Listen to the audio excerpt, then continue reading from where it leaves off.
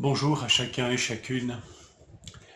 Je voudrais partager avec vous ce texte dans le prophète Agée. Nous trouvons cela au chapitre 1, verset 14. L'Éternel éveilla l'esprit de Zorobabel, fils de Shealtiel, gouverneur de Juda, et l'esprit de Josué, fils de Jotzadak, le souverain sacrificateur, et l'esprit de tout le reste du peuple.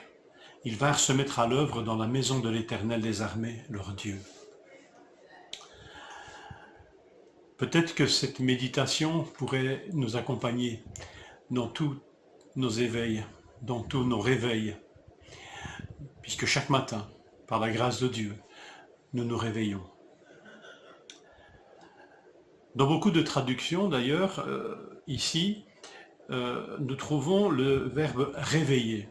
C'est ici dans la version de la Colombe, ou dite à la Colombe, que l'on trouve le verbe « éveiller », il éveille. Alors y a-t-il une différence entre être éveillé et se réveiller ou être réveillé? Peut-être qu'il y a des nuances. En tous les cas, sur cette nuance, on a bâti une des grandes aspirations du siècle passé et de ce 21e siècle. Cette aspiration, c'est celle du réveil. Le réveil vu comme un événement spirituel de grande ampleur, comme ici, ça semble être le cas dans ce livre de Agée. Donc un réveil spirituel de grande ampleur, un mouvement spirituel de grande ampleur touchant le peuple de Dieu, donc touchant aujourd'hui au 20e, 21e siècle, une ou des églises endormies. Et d'ailleurs, nous lisons dans l'histoire de l'Église des mouvements spirituels de grande ampleur et qui sont souvent baptisés réveils, ou supposés en tous les cas comme étant des réveils spirituels. Alors, je ne vais pas ici faire un bilan ou une définition de ce que l'on entend précisément par réveil, mais voilà, un mouvement spirituel de grande ampleur, mais plutôt ponctuel, et qui a des effets sur un certain temps. Alors, qui devient parfois le sujet d'une certaine nostalgie. Et nombre de nos prières peuvent aller dans ce sens d'ailleurs. Seigneur, réveille-nous, réveille l'Église, réveille mes frères et sœurs, réveille-moi Seigneur. Et quelque part, l'exhortation de Paul dans Romains 13, 11 semble faire écho à une telle prière, à une telle aspiration. Paul va dire, cela importe d'autant plus que vous savez en quel temps nous sommes.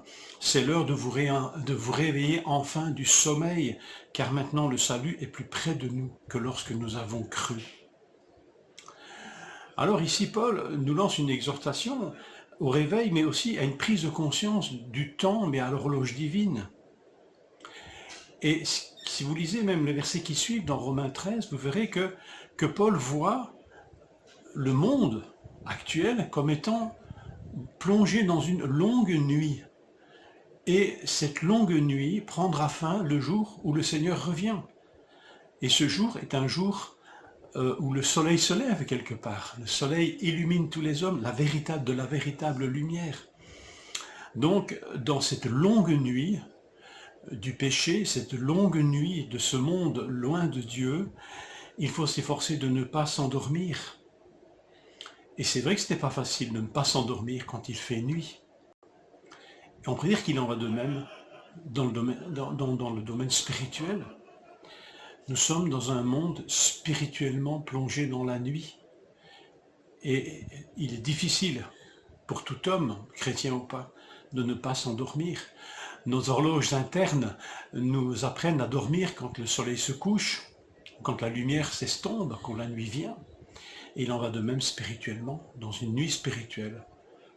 Tous, nous avons tendance à nous endormir. Mais dans sa grâce, dans cette longue nuit spirituelle, où tout le monde dort, le Seigneur fait se lever pour ses disciples de divines aurores, chaque matin. Je lis ceci dans Ésaïe 50, verset 4. « Le Seigneur, l'Éternel, m'a donné une langue exercée pour que je sache soutenir par la parole celui qui est abattu. Il éveille, chaque matin, il éveille mon oreille pour que j'écoute comme écoutent les disciples. Il éveille mon oreille. » Plus qu'un réveil unique, le Seigneur nous propose, lui, un réveil quotidien ou un éveil quotidien. Alors Seigneur, comme Zorobabel et tout le peuple. Et Josué, éveille mon esprit pour que je ne dorme pas dans cette nuit spirituelle où tout le monde dort. Dans ce réveil quotidien, le Seigneur nous ouvre l'oreille, nous éveille l'oreille, non pas pour entendre une vilaine sonnerie de réveil bien agressive, mais la voix de celui qui s'approche de nous chaque matin et dont les compassions se renouvellent chaque matin, celui qui est notre Père par notre Seigneur Jésus-Christ, celui qui nous a accordé le doux murmure de son esprit qui peut éveiller notre oreille chaque matin, que nous puissions nous réveiller avec cette pensée, Seigneur, béni sois-tu de ce que chaque matin, dans cette longue nuit spirituelle, tu peux éveiller, Seigneur, mon esprit à ta présence. Que Seigneur nous accompagne et nous bénisse dès demain matin à votre réveil.